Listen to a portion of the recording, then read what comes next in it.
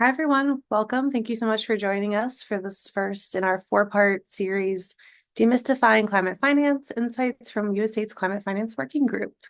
I'm going to go ahead and turn it over right away to our moderator, Vikram Widge, to kick us off. Thank you so much, Lindsay. Hello, welcome everybody. Good day to wherever you're joining from. My name is Vikram Widge. I am an advisor on all things climate finance with the Climate Policy Initiative. Prior to this, I've been there nearly 5 years, and prior to that, for 25 years, I was at the International Finance Corporation, which is the private sector affiliate of the World Bank, working entirely my entire career there on things we call climate finance today. But it's not about what I want to do is set the stage for our wonderful panel, who you will hear from shortly. The topic is green bonds. The first green bond was issued in 2007 by the World Bank. There were some other issuances, and soon after that, in 2010, IFC issued its own first green bond. Interesting days. I still remember the UN Secretary General's climate finance event in, I think it was the first one prior to Paris, the COP in Paris, when we were hoping there will be issuances and we might kind of hit $20 billion ahead of that SG's speech. And we sort of did, and it was very exciting times. But the volumes were a drop in the bucket compared to the whole capital market. There's still a small fraction, but as you will hear later, probably in more detail from our friends at the Climate Bonds Initiative, their tracking is showing that now the collective set of what is the universe of green sustainability, sustainability-linked, and social bonds, of course, that universe has grown, is now $4.5 trillion. Arguably still a very small fraction of a capital market that's closer to 100 trillion, but it's still a huge increase over where we were.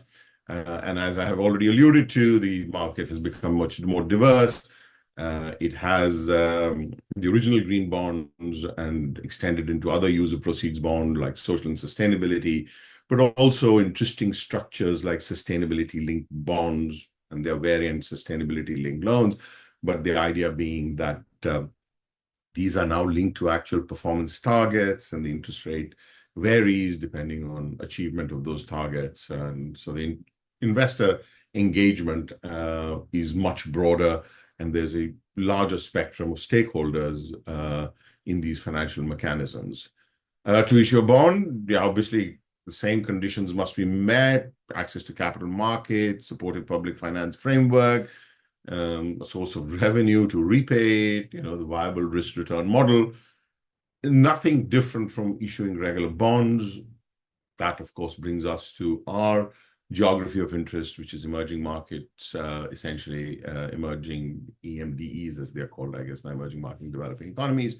And they face additional barriers. They do, the sovereigns do, with the corporates do with the sovereign risk ceilings. The sovereigns themselves, of course, have those issues with the currency risk, the higher cost of capital, and, of course, the entire access to market issue that makes issuance of these green and related bonds challenging. But there are solutions, risk-sharing models, blended finance options, and these have helped emerging market countries and corporates within issue bonds, enabling projects to become more viable to issuers. The cost issue, whether the green bonds are cheaper than not, is probably something that hasn't been fully resolved. Yeah, evidence points to it where it has, and I'm sure we can either address it in Q&A or our CBI colleagues may already have answers to that. The final point I'm going to make is really that taxonomies play a crucial role in directing investments towards climate initiatives, because they define activities, they prioritize sectors, they define the activities and criteria for achieving these sustainability objectives in these sectors. And so they effectively provide the common language for the green investments and some clarity to both investors and issuers in terms of how economic activities are classified based on criteria, environmental criteria, green criteria, sustainable criteria. And so these taxonomies facilitate the engagement of investors in private institutional investors and others in climate investments. And the whole idea is to leverage up the existing debt market structure. A long time ago, somebody said, if you want private investors, institutional investors to come in, you got to make it boring. And honestly, there's really nothing more boring than a bond, and the capital markets love that. So I'm going to stop there. Hope we are in for interesting presentation. We are going to start with a presentation by the Climate Bonds Initiative. Excuse me, a team tagged by Magali, Coppenolle, and Lily Burge, who are Global Head of Policy and a Senior Policy Research Analyst at the Climate Bonds Initiative, respectively.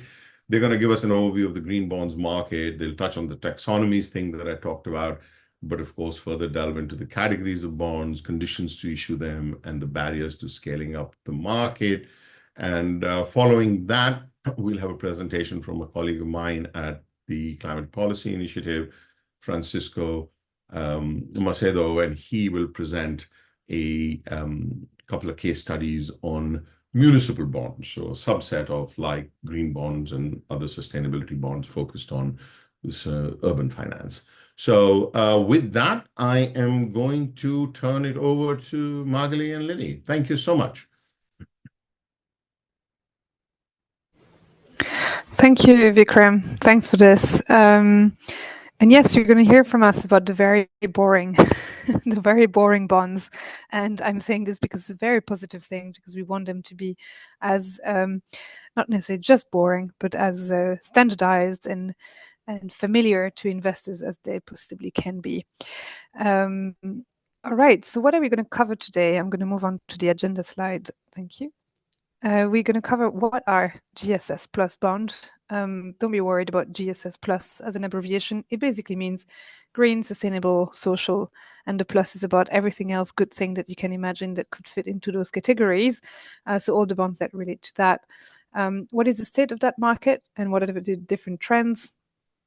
We're also going to look at what are the conditions for issuing GSS plus bonds, and we're going to focus here a little bit on the emerging market and developing economies angle, and then how to scale the GSS plus bond market, not necessarily for the sake of growing the market, but you will see for the sake of financing the transition. Thank you. Next slide. Why does this matter? Well, you probably are all aware that we have a gigantic financing gap. This is numbers from our colleagues and friends from the Climate Policy Initiative. And you can see here that the need for financing is pretty dramatic, not just in terms of the quantity of what we need in terms of financing, but also the speed at which we need to deploy, mobilize and then deploy that financing. Thank you. I will now pass on to Lily, who will give you a bit of an overview of bonds and the bond market. So next slide. Thanks. Thanks, Magali. Let's go to the next slide, please. So as Magali mentioned, GSS Plus covers wide range of bonds, but there are sort of two main categories that we need to sort of keep in mind. And so that is firstly our use of proceeds bonds. These were our sort of the first bonds that we saw, green bonds that we saw issued. These are like standard vanilla bonds, but they are dedicated for specific environmental, social expenditures. Otherwise, exactly like a regular bond.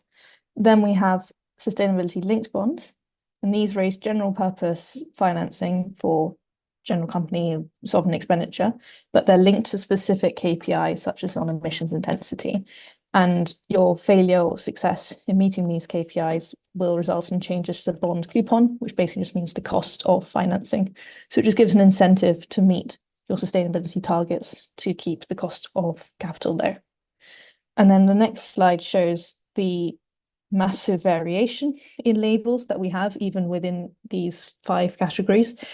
And again, this doesn't really matter in terms of, at Climate Bonds, we assess all of them equally. We just look at what they're spent on, what their KPIs are to assess their validity. but you can just see these labels give an idea of the breadth of expenditures. Blue bonds are particularly one that's growing in importance. These finance sort of ocean conservation, water expenditure, that sort of thing.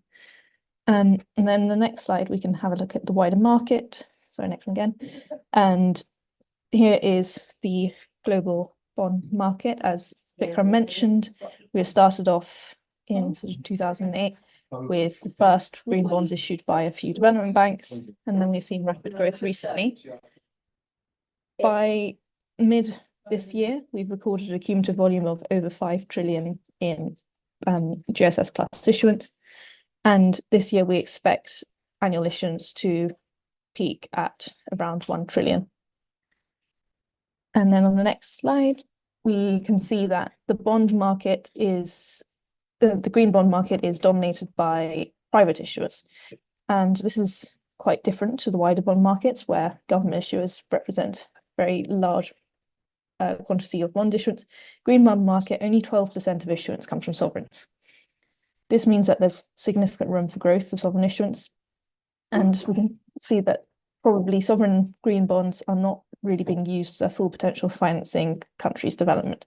That being said, we have last year we reached 50 separate sovereign issuers. So they are popular among sovereigns, but there's definitely room for growth. Next slide. Then what is important, sorry, on the next slide, please. Sustainability linked bonds are particularly interesting, we think, for increasing that sovereign issuance because they provide this general purpose financing, as we mentioned. So for a sovereign that might not be able to identify sufficient green expenditures for their green for issuing a use of proceeds bond, they can issue an SLB which has just finances general expenditure, general development, but is linked to specific objectives of the NDC. And this can also help boost the sovereign's credibility, boost confidence that the sovereign is committed to meeting its NDC. And such bonds we think could be really strong and deal with the problem that we're currently seeing, that lots of SLBs are a bit weak. They're not showing sufficiently credible, sufficiently strong targets. But we think this sort of NDC-linked, sustainability-linked bond issuance could be a really interesting and important area. And the next slide, please.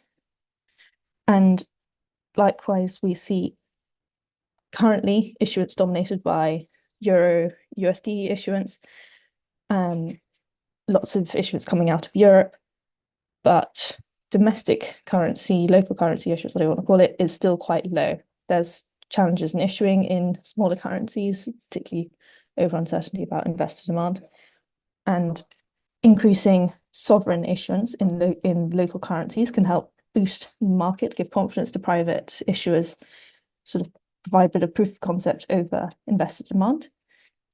But this is still challenging for lots of sovereigns, and here we can see an important role of development banks in providing guarantees on such issuances to help boost investor demand. And for that, I'll hand over to Magali to talk a bit more about what is needed for scaling the market. Thank you, Lily. We're going to talk about the conditions for issuing GSS Plus bonds and what we call like accessing market.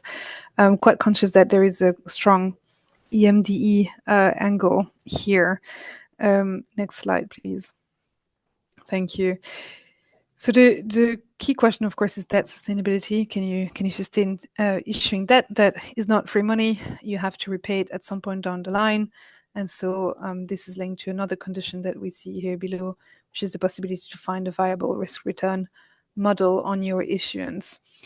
There is a question, going back to the second point, is a question of access to domestic and or international capital markets. Domestic point is quite important here. Some countries do not have very developed or capital market at all, or they don't have them at all, sorry. And they may also lack the possibility to access international capital markets for a series of reasons.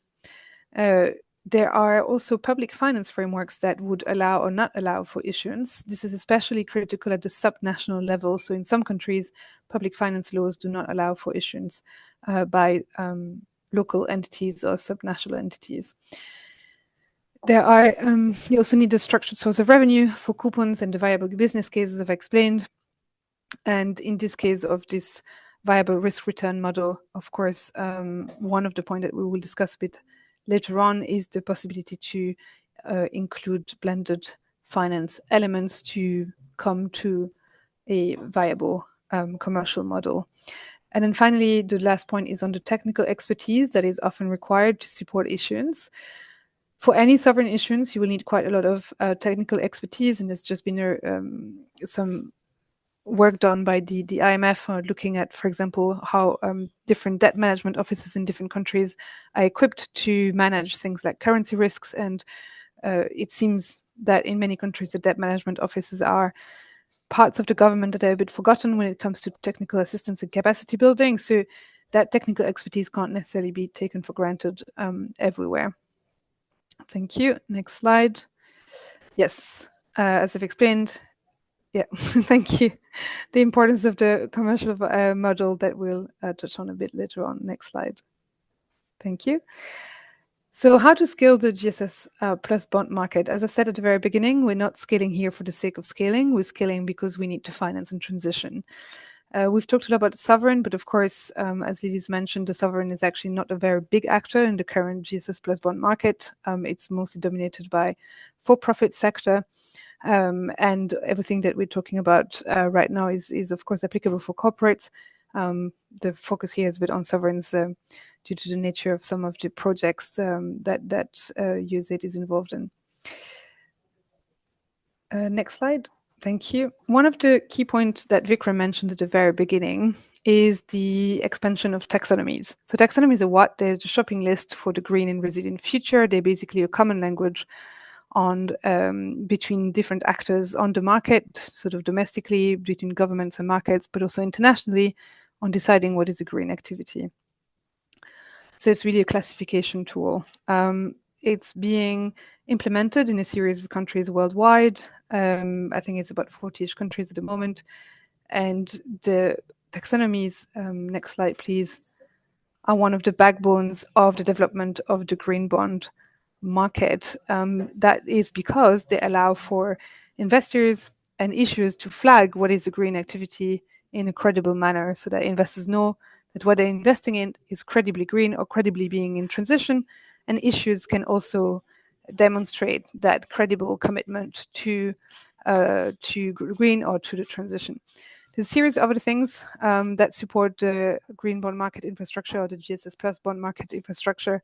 There's the existing debt market infrastructure. This is the biggest reason for why GSS plus bond market is actually quite interesting. It's because it's leveraging an existing infrastructure that is quite gigantic. So we mentioned that we expect to hit 1 trillion issuance this year, but of course the total market, the total bond market worldwide is about 130 trillion US dollars. So it's really massive. It's the largest market in the world. So leveraging that infrastructure allows us to scale potentially quite fast. And you've seen that actually it has grown quite fast from the 20 billion that Vikram mentioned in 2015 to the 1 trillion this year, or expected this year. But of course, we need to add a few elements on top of that existing infrastructure to make it work for the GSS plus or green infrastructure. And so the taxonomy is one of them, but we also have principles and guidelines. The most used ones are the ones from ICMA, as well as standards and certification schemes. All of this is really to provide credibility to the issuance of GSS plus bonds. Thank you. Next slide. So moving back to the questions on market access and how to find a commercially viable model, there are some risk and cost of capital barriers that are especially important for EMDs. On the risk barriers, there's a sovereign risk ceiling. So a lot of emerging markets and developing economies risk rating, so credit risk rating, is actually below investment grade, which is BBB. And that means that they fall outside of mainstream investors' appetite in the international market. It doesn't mean it's impossible to issue, but it just means that the majority of investors are probably not going to look at investing in those bonds. There's a currency risk. We've mentioned the fact that if it's issued in foreign currency, the issuer usually carries on the exchange risk that comes with the fact that they have their own domestic currency, but they're issuing in a different currency to their own currency. And that is quite problematic, especially in periods of high volatility in terms of foreign exchanges, which is the periods in which we've been over the past few years.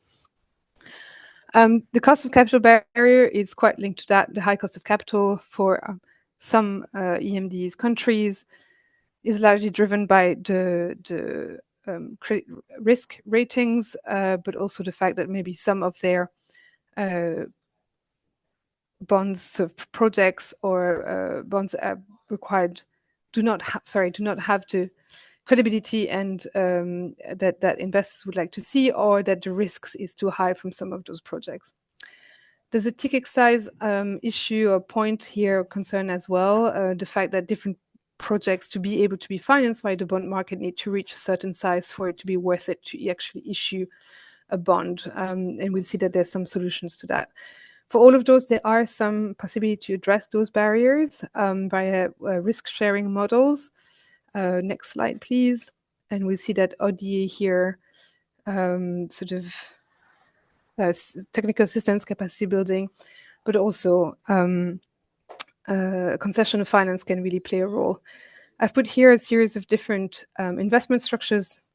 It's quite high level and schematic, but it's to give you an idea of how some of those risks are being issued. In the first one, you'll see that the blue boxes represent the support that's being brought to the investment structure. So you will see in the first one that maybe some DFI or MDB, multilateral development banks, comes in the deal and takes on what we call the first loss debt, meaning that if there is any risk on the project and the coupons are not being paid, they will be absorbing the first losses, which protects what we call the senior debt, which are usually more mainstream investors who will not face those first losses. So that's one way of providing some risk reduction. The second one is through guarantees. There are very, very many different types of guarantees that you can think of, and every project may have a slightly different type of guarantee. They can also be brought in by MDBs and DFIs. They basically guarantee the debt in case of default. The third one is slightly different. You will see the blue box does not sit inside the investment structure because it doesn't. It's basically through grants and technical assistance. A lot of projects are not often designed in a way that is sufficiently robust or commercially viable, or maybe there needs to be some assistance to the government on how to structure the bond a bit better. And just going through grants and technical assistance facility to do that means that overall the project has a strong risk reduction. And then you can issue just a normal bond.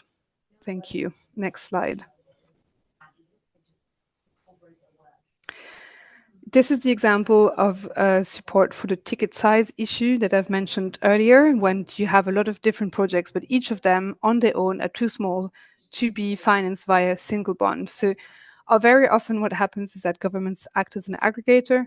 So in one bond, whether it's use of proceed, mostly this one was a use of proceed, but also can be done in the SOBs, which is done much more commonly through the SOBs. But in the use of proceeds, you can also have a list of different projects that are much smaller in size, and they can be bundled up by the government under one single bond.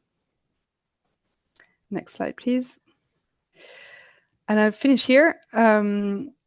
The benefits of green bond issuance, there are some, of course. Why do we put this here? Because issuing a green bond or GSS plus bond is more expensive than issuing a normal bond, simply because the technical work that needs to be done is more than what you would do. You have the work of issuing a normal bond, and then you add sort of a layer of technical work that you need to issue GSS plus bonds. However, there are quite a lot of longer term benefits to do so, and we've done a bit of a survey here in 2020 on that among treasurers, and this is not just us saying this, but it's also a lot of people who have issued those bonds and have gone through the higher cost of doing so. But one is this green bond issuance helps future-proof the organization. Why? Because a lot of the processes that you have to go through to issue the bond are helping, supporting, aligning your organization along your transition plan, for example, or along the sort of thinking around climate targets. So that's sort of internal alignment point. You also have a diversification of your investors base. meaning that you may attract investors that were not originally or usually attracted by the kind of bonds that you were issuing, but now you have this new groups of investors that are quite focused on GSS plus bonds. It provides credibility and visibility to your green commitments, and then you can also, it's a market where a lot of investors tend to keep bonds, so it's also a market where demand can be quite high, leading to hopefully a lower cost of capital. Thank you. On to the next slide. Thank you. This is our last one. I'm sure this is a very high-level overview, and if there's any questions, we're very happy to take them. Thank you, Magali and Lily. And questions, there are lots of them.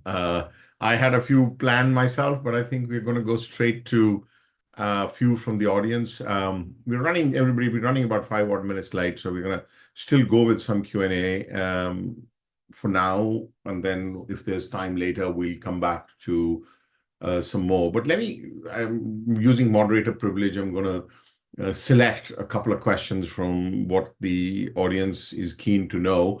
Just building off that last slide, Magali, that you put up, there are all these qualitative benefits of issuing green bonds. I think these are now well documented. Even the skeptics have sort of come across. But what is the so there is in fact a question in terms of a differential benefit, call it quantitatively. Your last point said that sometimes banks can pass on the benefit of lower costs to take the borrowers who take green mortgages, for example. Now, are these old structures that come in with donor funds to provide that concessionality, or is there a market rate differential for issuing green bonds? And that actually seems to be a question of interest to our audience as well. Yeah, of course. Another one for you, but let's go with that first. I'll try and be quite brief. So we do pricing report on green bonds, and we will share the links for everyone to be able to read by yourself. But we do see some what we call the greenium, so the premium on the bond. So that's the differential in pricing compared to a similar vanilla bond. But we don't see it on all bonds. So there is some pricing advantages in some cases. It's not always as large as maybe some issuers would hope, but we do see it. And in some cases, we don't necessarily see that difference. So it depends. The answer is not as clear cut, but we'll share the pricing report. But indeed, there are actually quite in many cases some pricing or like financial incentive in issuing green. Great.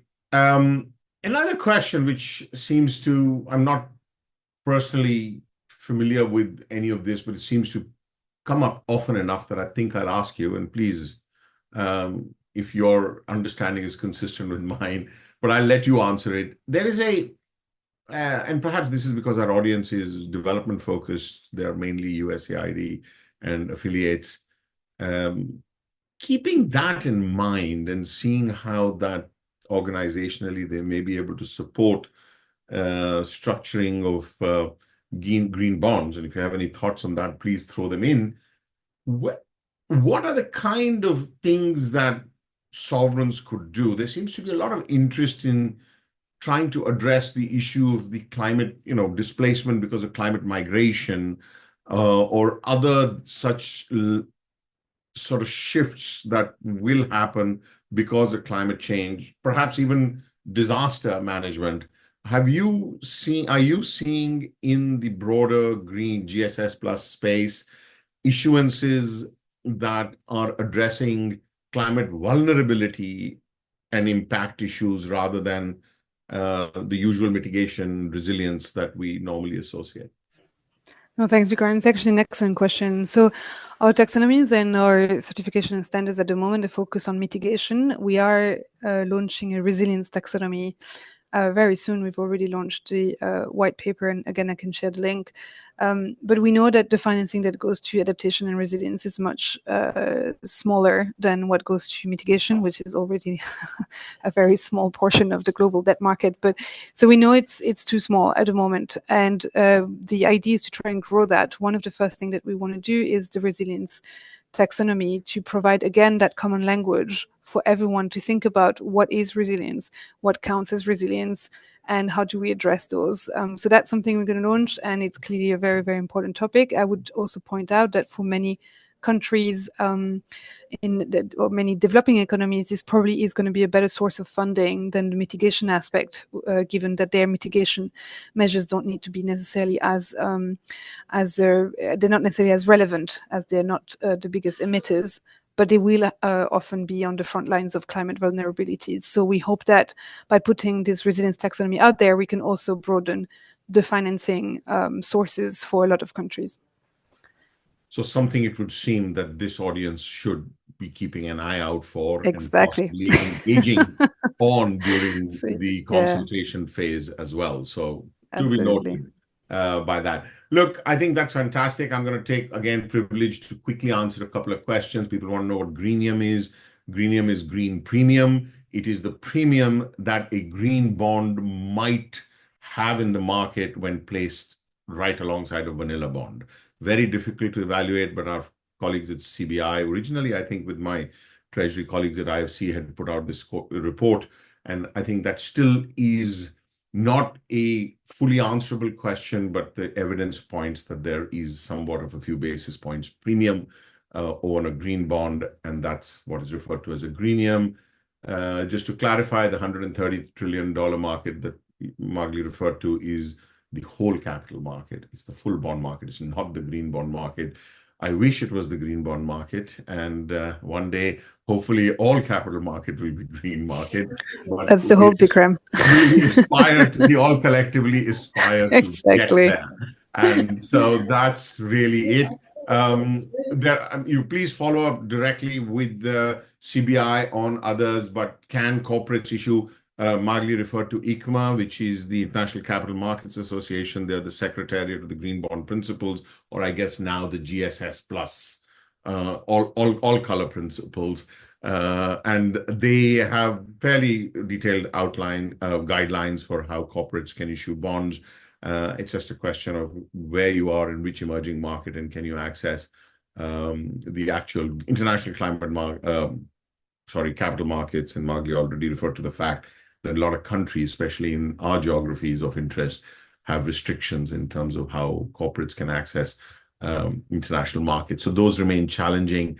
Domestic green bond markets aren't very well developed, if at all, right, Magali? In emerging markets, it's mainly that's correct. New York kind of a thing still.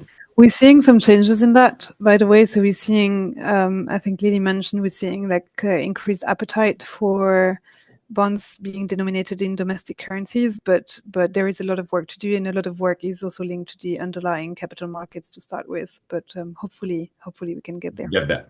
Exactly. Well, thank you again, Magali and Lily. Appreciate that. And I am, in the interest of time, going to turn it over to Francisco to take us into a little bit of a deep dive on actually structuring some of these bonds from a municipal structuring and issuing these bonds from a muni concept, from a muni perspective. Thanks again. Over to you, Francisco. Thank you so much, Vikram. It's a pleasure to be here with you. Thank you also Climatelinks for organizing this insightful webinar. And of course, thanks for everyone joining us today. It's a huge pleasure being with you and colleagues Magali and Lily for this insightful and ever boring conversation about bonds. So I'm going to run a quick presentation with you so that I can introduce you to the work that we have been doing in CPI, especially within CCFLA, which is the Cities Climate Finance Leadership Alliance, which is a program hosted by the Climate Policy Initiative that Vikram and I work for, which basically is a climate finance think tank advisory firm helping drive climate finance around the world. And within all the exciting things we do for driving this agenda forward, we host the Secretariat for CCFLA. The Cities Climate Finance Leadership Alliance is the main multi-level and multi-stakeholder coalition of institutions driving the agenda, focusing on closing the urban climate finance investment gap. CCFLA was launched in 2014, and the Secretariat has been hosted by CPI since 2019, and this year we're celebrating our 10-year anniversary. And bringing the context of CCFLA, I think is a good means of also raising the importance of this agenda on how we are seeing this discussion of bonds evolving with our membership. So as mentioned, CCFLA is a coalition. We're talking here about 84 different institutions committed to increasing urban climate investment worldwide. And what we are seeing from institutions ranging from the demand, so those working very closely with cities to attract more finance, those financing the city's climate infrastructure, so the supply side, but also the enabling environment institutions, so the enablers helping drive regulations and policies that can help attract all this much needed investment, is that there's a very big appetite for working with financial aggregation. And it's within this context that I'm very happy to talk to you about bonds today. So this report that I'll be sort of touching in today's conversation was published last year, and it's the report Financial Aggregation for Urban Climate Infrastructure. Here on the screen, you can find the link or the QR code to take a look at it. And basically, this report builds on a previous report we did in CCFLA, again, following the interest of our members to learn more about financial aggregation as a means of really being able to bundle smaller projects and investors to mobilize climate finance at scale in cities. In this report, we go deep into understanding the evidence base of successful case studies. So we investigate first different kinds of municipal pool procurement, where basically demand for goods and services of cities are aggregated, so they can buy at scale at cheaper prices.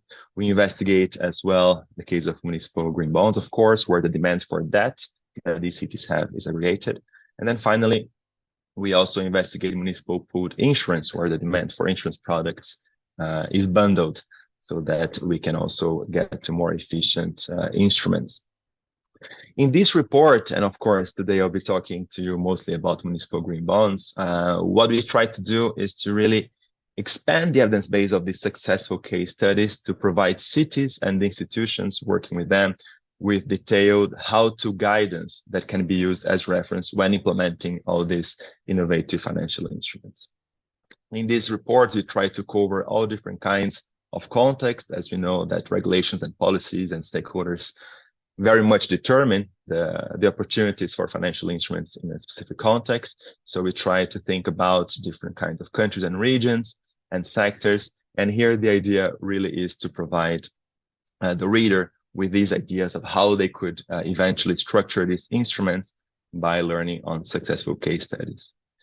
Of course, today I'm going to be talking about bonds, but again, I encourage you to take a look at the report so that you can learn about these other kinds of financial aggregation. But basically what I would like to do with you now is to talk about two very interesting case studies. The first one being the case of the municipal green bond in Mexico City, where the context for this bond was that Mexico City launched its climate action plan for 2014-2020. And in this context of making all these ambitious promises on how they like to cut emissions and adapt to climate change, Mexico City faced the situation where they needed to raise the funds to really finance its climate action plan. And the solution they found in this context was to launch a municipal green bond. This was the first municipal green bond in Latin America. It was launched in 2016. And again, its main objective was to help deliver the city's climate action plan and finance, therefore, investments in bus rapid transport, light rail and metro lines, upgrades to the city's water distribution network, and energy efficient LED street lighting.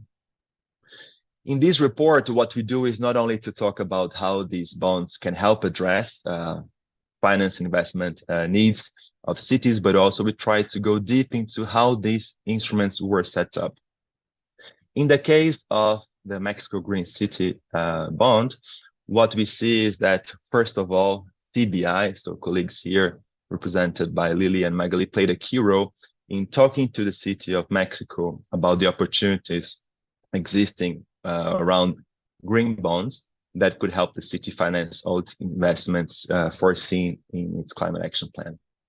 So CBI suggested the green bond issuance to the Environment Department of Mexico Cities.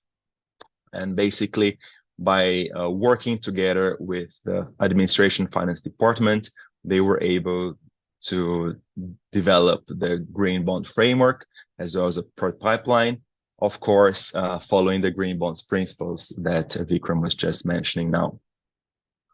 After that, we see that it was very important to get support from the national government to be able to establish this bond, mostly because in Mexico, cities don't have borrowing authority. So they need by regulation to have this support from the federal government. So the Administration Finance Department of the City of Mexico presented the framework to the federal government and sought the financial guarantee that Magali was just talking about now, as municipal borrowing was not allowed by regulation in the country. So this was approved by the federal government. And the next step then in this process of issuing the bond was that Mexico City hired a sustainability rating agency, Climatelinks, to provide a second opinion on the bond. And then it also hired HSBC to help define the terms of the bond and also to bring the bond to market. Once the bonds were purchased in the market, we had all the proceeds being transferred from HSBC to Mexico City, and the city then investing in all the projects for its climate action plan. So again, we're talking here about clean transport, water access, and LED lightings. And finally, we have the repayment of the bond. As Magali and Lily were saying, there's no free money. And basically, these bonds were being paid off, in this case for 10 years, where the annual interests are paid annually by the city, Mexico City's Administration Finance Department. And once the bond reaches maturity, the principal will be paid to investors. Again, I think something that was mentioned by Lily and Magali as well is that green bonds have one more level of complexity compared to vanilla bonds, which is that they require the disclosure on how the proceeds of the bonds have been used. So that is something that Mexico City has to do annually to disclose the bond's environmental, social, and economic impact. In terms of impact of this bond, and the reasons why we like this story so much is that, well, first of all, economically speaking, this bond was able to raise $50 million, being oversubscribed by 2.5 times, and being able to really drive important investments into the environment. For example, that resulted in 50,000 tons of CO2 reduction. We also saw that it was able to finance a lot of investments into the water system, really helping improve water access in the country, helping benefit over 650,000 people by distribution upgrades in the water system. And of course, all this success also led to the issuance of a new bond, a bigger bond, 100 million bond in 2017. So this is, I think, a happy story when we talk about a municipal green bond, I think on its most traditional aspects. And here I'd like to talk to you a bit about a similar situation, but in this case, the bond was not necessarily issued by a city, but rather by a publicly listed company with a concession agreement to provide water and wastewater management services. So this is the case of Manila Water. As just mentioned, it's a public listed company with this concession, which faced liquidity issues in the domestic capital market after the COVID-19 pandemic. And to address these liquidity issues, it decided to apply the solution of issuing a sustainability bond in international markets to then be able to attract international ESG investors to finance the projects needed in water and wastewater treatment facilities. Again, in this report, we go very deep in understanding how things were set up and done in practice. And what we see was that first thing that happened was similar to what happened in Mexico. The issuer developed the green bond framework. So in this case, the green bond framework was built in line with the green bond principles, but also the social bond principles and the Asian sustainability bond standards. Because in this case, we're talking about sustainability bond and not a green bond, as the differences were highlighted by colleagues from CBI earlier on. Similarly to what happened in the case of Mexico, there was a second opinion, which was provided by, in this case, DNV on the quality of the green bond framework. And again, banks were hired to help structure the bond, bring it to investor, and also to facilitate all the transactions. In this case, it was very important, especially because this bond was not issued in the Philippines, therefore in Manila's domestic market, but rather in the Singapore Stock Exchange. Once the money was raised by the bond, then there was a team, a price selection team within Manila Water, composed of different kinds of C-level, so CEO, CFO, Chief Sustainability Officer, and so on, that were able to select the project that would be receiving all these investments with the proceeds of the bonds. So there was affordable infrastructure, biodiversity conservation, and so on. And similar to the case of Mexico bond, annually there are the payments of the interest to investors and also the disclosure of the impacts and how the proceeds of the bonds have been used. The impact of this bond is also quite high. In terms of economics, we see that the bond was oversubscribed again, so this time over 4 times, and was able to attract almost 2 billion in orders from 85 institutional investors from all parts of the world. In terms of environment, all this money was able to help reduce 400 tons of biochemical oxygen demand that was being diverted to rivers. And of course, there was also a very positive social element to it, as was a sustainability bond. And we saw that 100 million liters per day of additional water supply capacity was added, and also that 50 to 80 million liters per day of water was saved due to increase in water transmission efficiency. In this report, we look at these 2 case studies, one about bonds, but we also look at another one in the case of Reykjavik, which I won't be covering today, but take a look at the report and learn more about the situation and the bond setup in Reykjavik, as well as lessons learned.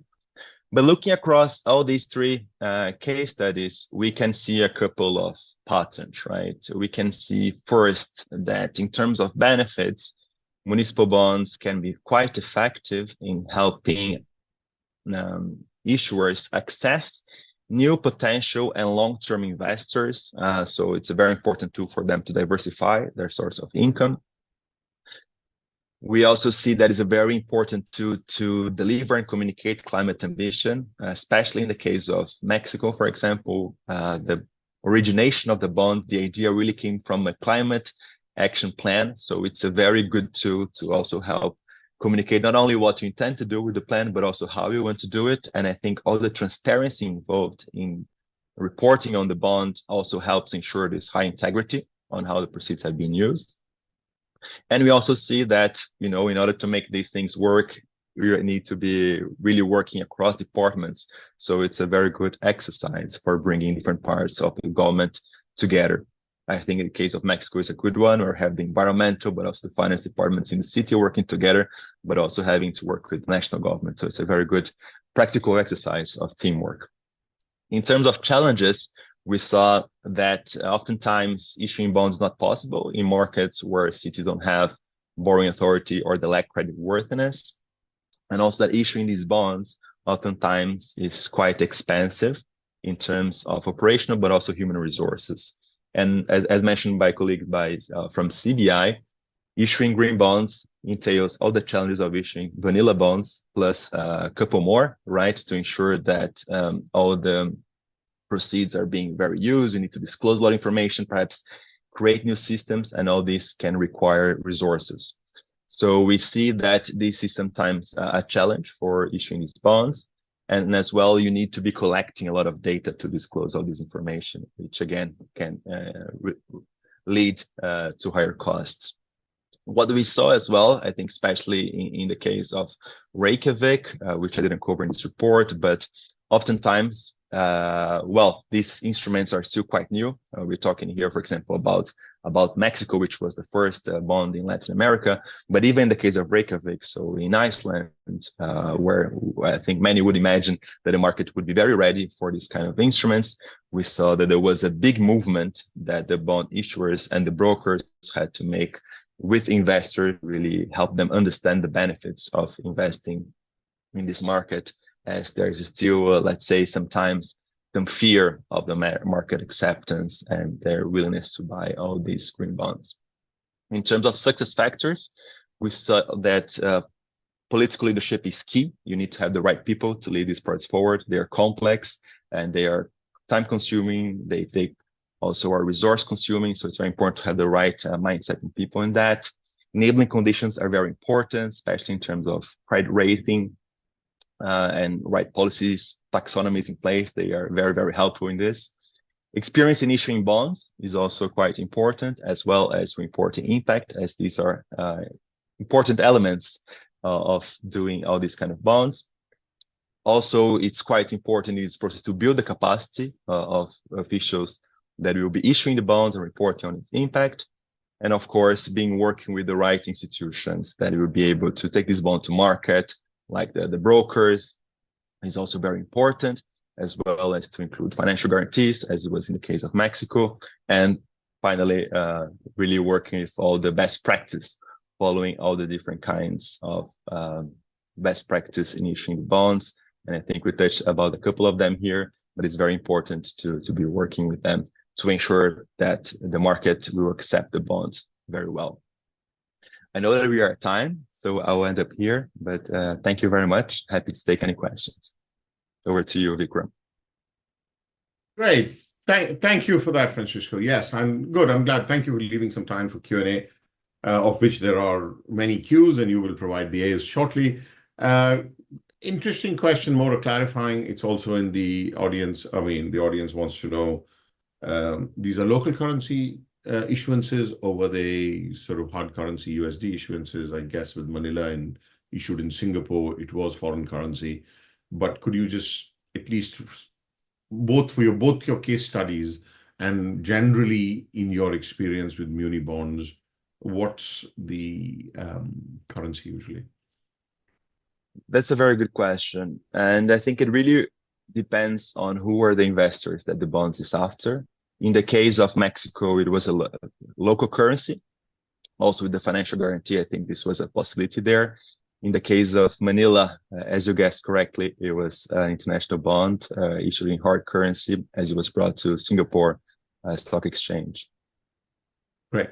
And generally speaking, whether for domestic, so local currency issuance or foreign issuance, there's a lot of clearly, I mean, the benefits you highlighted for munis, was starkly similar to general benefits of green bonds. It's a good thing, diversification of investor base, conveying climate ambition and all that. But the challenges are different and the success factors are different because these are political and sort of subnational bodies. They're governed differently.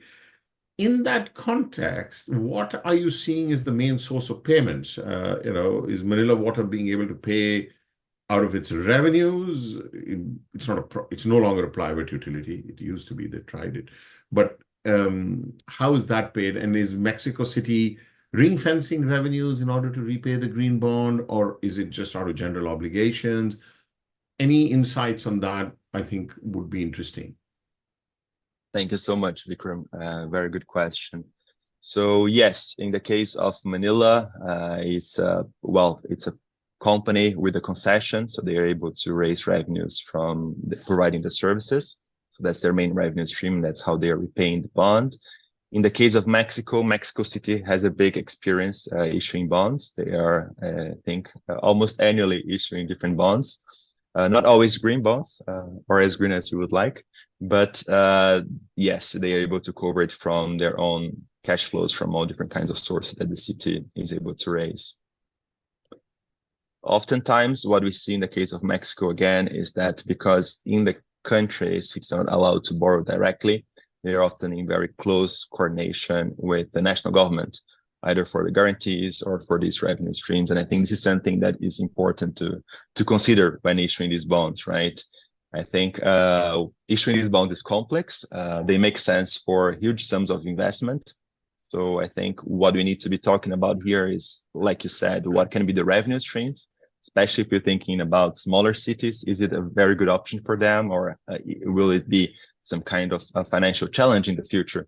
And I think that's something that we have been seeing more and more, but how can we bring all these financial innovation solutions beyond, let's say, main cities, main capitals, like the case of Mexico City, but also start thinking about these solutions, for example, for intermediary, small cities? Is it a possibility? Can we aggregate their demands in different ways? And what role can other levels of government, like subnational as state or provincial, or even the national government, can play in aggregating their demand and perhaps facilitating all this transaction to finance infrastructure that these kind of cities also need? Fantastic. Okay, look, in the interest of time, I'm going to ask you a question. Magali, Lily, please also attempt to answer it. We'll end on this high note. And there's a question from the audience, but I'm going to, adapt it. We talk about all the benefits. We talk about maybe a greenium, but overall, it's all about capacity. It's about knowledge in this market. So from a Muni perspective, Francisco and Magali and Lily, from a sort of a market player, issuer perspective, what's, and you don't have to be specific in number, but sort of the question is what percentage, but really how much of the work that you put into an initial green bond issuance, which we know has all these requirements and demands, can actually be replicated.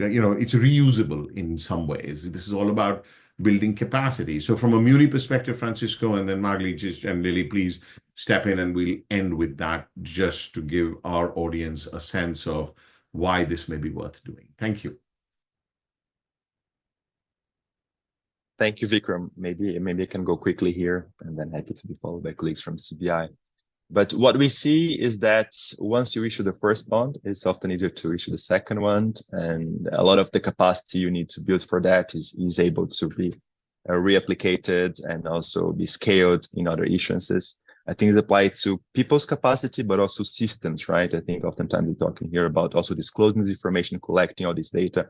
So all this effort can be leveraged, but I think it helps if there's let's say a longer term plan, and thinking about the bonds as something that will not be only issued at once, but also like say a new financial instrument that the city will be using, and perhaps you'll be able to replicate and go beyond the actual city itself, but also help other cities in the country. Why not? Right. Yes, I think, yeah, totally agree. And we see lots of issuers and repeat issuers coming back to the market time and again underneath the same framework. And lots of the processes put in place for green bond issuance also have kind of wider value beyond. So one of the big things we see with sovereigns is when they implement green budget tagging to identify their green expenditure, that keeps going, and then that they can use that to sort of help track wider government expenditure and keep sort of shifting the overall budget towards green. Great. Thank you. We are on time, maybe a minute over. So thank you, everybody, for staying on. Thank you to our panelists for sharing their insights, and thank you for organizing this. With that, I'm going to turn it over to Lindsay to close us out. Thank you all. Thank you so much to our speakers, and thank you, Vikram, for moderating. That was a great discussion. Really appreciate everyone tuning in. I just want to remind you that we do have 3 more webinars in this series. The next one is next Thursday on insurance as a tool for mitigating climate risk. You can find everything at that QR code or at climatelinks.org. Thanks again, everyone. Thank you. Bye-bye.